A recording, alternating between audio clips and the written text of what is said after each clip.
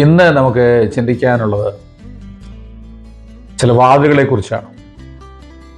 യോഹന്നാന്റെ സുവിശേഷത്തിൽ കാണുന്നുണ്ട്, യേശു പറഞ്ഞു, ഞാൻ തന്നെ വാതിലാകുന്നു.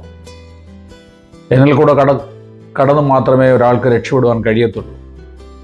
എന്നിൽ കൂടെ കടക്കുന്നവൻ രക്ഷിക്കപ്പെടും. വെളിപ്പാട് പുസ്തകത്തിലേക്ക് വരുമ്പോൾ വെളിപ്പാട് പുസ്തകം 3-ാം അധ്യായത്തിൽ കാണുന്നുണ്ട്, ഫിലാദൽഫിയ സഭയ്ക്ക് എഴുതിയ ദൂതിൽ ഇപ്രകാരം പറയുന്നു, ദാവീദിന്റെ താക്കോലുള്ളവൻ, സത്യവാൻ, ആരും അടയ്ക്കാതെ വണ്ണം തുറക്കുകയും ആരും തുറക്കാതെ വണ്ണം അടയ്ക്കുകയും ചെയ്യുന്നവൻ അരുളി ചെയ്യുന്നു. അപ്പോൾ അവിടെ ആർക്കെല്ലാം അടച്ചു വെച്ചിരിക്കുന്ന ചില ഉണ്ടോ? ഇതിനെല്ലാം തുറക്കുവാൻ സർവശക്തനായ കർത്താവിന് കഴിയും. ഇനിയും തുറന്നിരിക്കുന്ന വാതിലുകൾ അടയ്ക്കുവാനും ദൈവത്തിന് കഴിയും. നമുക്കറിയാം, ഏലിയാവ് പ്രാർത്ഥിച്ചപ്പോൾ ആകാശത്തിൻ്റെ വാതിൽ തുറന്നു. അവൻ പിന്നെയും പ്രാർത്ഥിച്ചപ്പോൾ ആകാശത്തിൻ്റെ വാതിൽ അടഞ്ഞു. അപ്പോൾ അടയ്ക്കുവാനും തുറക്കുവാനും പ്രകൃതിയുടെ മണ്ഡലത്തിന്മേൽ ഒരു ദൈവദാസനായ ഏലിയാവിന് കഴിയും. പ്രിയമുള്ളവരെ, നമ്മുടെ ജീവിതത്തിൽ ഇതുപോലെ അടഞ്ഞു കിടക്കുന്ന ചില വാതിലുകളുണ്ട്. നാളുകളായി നമ്മൾ പ്രതീക്ഷിക്കുന്നുണ്ട്, ഇതൊന്ന് കിട്ടിയാൽ കൊള്ളായിരുന്നു, ഈ വഴിയൊന്ന് തുറന്നു കിട്ടിയാലെങ്കിൽ നന്നായിരുന്നു, ഈ നന്മ എനിക്ക് ലഭിച്ചായിരുന്നെങ്കിൽ എൻ്റെ എല്ലാ പ്രശ്നങ്ങളും തീർന്നേനെ. ഇങ്ങനെ പല കാര്യങ്ങളിൽ നമ്മൾ ആകുലചിത്തരായി ഭാരപ്പെട്ട് ജീവിതം മുന്നോട്ട് പോകുന്ന പലരെയും കർത്താവ് കണ്ടുകൊണ്ട് പറയുകയാണ്, നീ ഭാരപ്പെടേണ്ട കർത്തൃസന്നിധിയിലേക്ക് ചെല്ലുക. കർത്താവ് ഏറ്റവും നല്ല വാതിലാണ്. ആ വാതിൽ, നിന്റെ മുമ്പിൽ നിൽക്കുന്ന ഏതെല്ലാം വാതിലുണ്ടോ, കർത്താവാകുന്ന വാതിൽ കൂടെ നീ ഒന്ന് കടന്നു ചെന്നാൽ നിശ്ചയമായിട്ട് നിന്റെ മുമ്പിൽ അടഞ്ഞു കിടക്കുന്ന ചില വാതിലുകൾ കർത്താവ് തുറക്കും. ഇതുവരെ നടക്കാത്ത ചില അത്ഭുതങ്ങൾ ദൈവം നിനക്ക് വേണ്ടി വെളിപ്പെടുത്തും. ഇതുവരെ കാണാത്ത ചില നന്മകൾ കർത്താവ് നിനക്ക് വേണ്ടി തുറന്നു തരും. പലരും കടബാധ്യതകൾ മൂലം അടയപ്പെട്ടതുപോലിരിക്കുന്ന അനുഭവമുണ്ട്. ചിലർ ആത്മഹത്യ ചെയ്യുന്നവരുണ്ട്.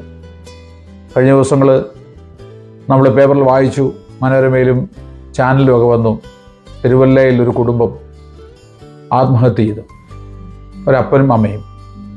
കാരണം എന്താണ്? ഒരു മകൻ ഡ്രഗിൻ്റെ അഡിക്ഷനായിരുന്നു. അവന് മാനസാന്തരമില്ലാതെ വന്നപ്പോൾ ആ മാതാപിതാക്കൾ ഈ ഭൂമിയിൽ നിന്ന് മാറ്റപ്പെട്ടു.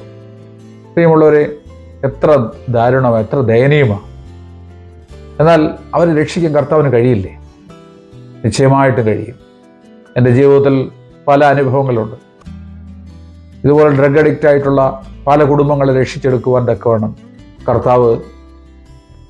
കർത്താവിൽ കൂടെ രക്ഷിച്ചെടുക്കുവാൻ, യേശുക്രിസ്തുവിൽ കൂടെയുള്ള ആ സത്യസുവിശേഷം പറഞ്ഞ് രക്ഷിച്ചെടുക്കുവാൻ തക്കവണ്ണം കൃപയാൽ എനിക്ക് ഭാഗ്യം ലഭിച്ചിട്ടുണ്ട്. പ്രിയമുള്ളവരെ, ആരെങ്കിലും എന്നെ കേൾക്കുന്നവർ മക്കളെ ഓർത്ത്, മക്കളുടെ വിഷയങ്ങളെ ഓർത്ത്, അല്ലെങ്കിൽ കടബാധ്യതകളെ ഓർത്ത്, അല്ലെങ്കിൽ ഏതെങ്കിലും നിങ്ങൾക്ക് കരകയറുവാൻ കഴിയാത്ത ചില വിഷയങ്ങളിൽ ബന്ധിക്കപ്പെട്ട് കിടക്കുന്നുണ്ട്, ഭാരപ്പെട്ട നിങ്ങളോടായി ദൂത് പറയുന്നേ.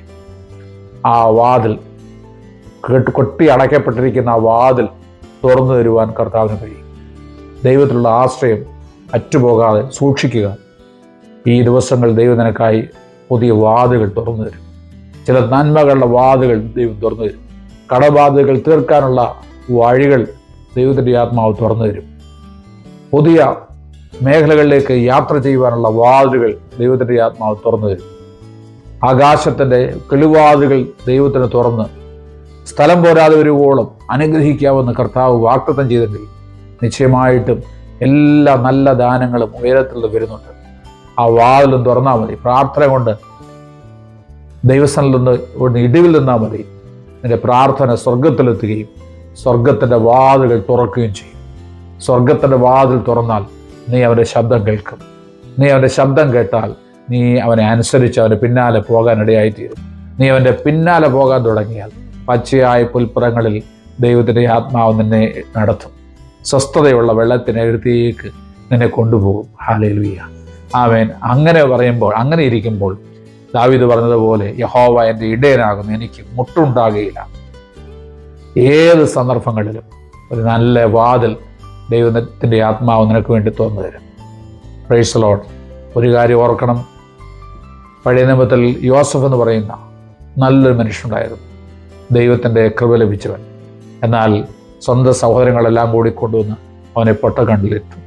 ആരും ഇപ്പോൾ കാണുന്നില്ല, അവൻ കിണറ്റിലാണ് കിടക്കുന്നത്, ഇരുട്ട് മാത്രമാണ് അവൻ്റെ ചുറ്റിലുമുള്ളത്. എന്നാൽ ദൈവത്തിൻ്റെ ദൃഷ്ടി അവൻ്റെ മേലുണ്ടായതുകൊണ്ട് തക്ക സമയത്ത് ഇശ്മായേലിലെ കച്ചവടക്കാരാൽ അവൻ രക്ഷപ്പെടുവാനിടയായിരുന്നു. ഇതുപോലെ ആരും നിനക്ക് സഹായം കാണത്തില്ലായിരിക്കാം, ബന്ധുക്കൾ കാണത്തില്ലായിരിക്കാം, ചർച്ചക്കാർ കാണത്തില്ലായിരിക്കാം, കൂട്ടുകാർ കാണത്തില്ലായിരിക്കും, ആരും കാണത്തില്ലായിരിക്കാം. എന്നാൽ പരിശുദ്ധാത്മാവ് പറയുന്നു, ദൈവം നിനക്ക് ഒരു വാതിൽ തുറന്നു തരും. ആരും അറിയാത്തവർ വന്ന് അവനെ രക്ഷിച്ച് അവനെ പിന്നത്തേതിൽ ഏറ്റവും നല്ല പൊസിഷനിൽ ഫറവോന്റെ സന്നിധിയിൽ അവന് തൊട്ട് താഴെയായിട്ട് എല്ലാ അധികാരങ്ങളോടും കൂടെ ദൈവം അവനെ ഉയർത്തി. നോക്കടെ, പൊട്ടക്കണ്ടിൽ കിടന്നവനെ അധികാരങ്ങളോടുകൂടെ ദൈവം ഉയർത്തി. ഇന്ന് ഈ പകലിനെ കേൾക്കുന്നവരോട് പറയാനുള്ളത്, നിങ്ങൾക്കും ചില നല്ല വാതിൽ ഈ ദിവസങ്ങൾ തുറന്നു വെച്ചിട്ടുണ്ട്. സന്തോഷിക്കുക, മടുത്തു പോകരുത്, ഭാരപ്പെട്ടു പോകരുത്, നിരാശപ്പെട്ടു പോകരുത്, ആത്മഹത്യ ചെയ്യരുത്. അതൊന്നിനും പരിഹാരമല്ല. ആത്മഹത്യ ഒന്നിനും പരിഹാരമല്ല. ദൈവം നിനക്ക് വേണ്ടി നല്ല വാതിൽ തുറക്കും, സമൃദ്ധിയായി അനുഗ്രഹിക്കും.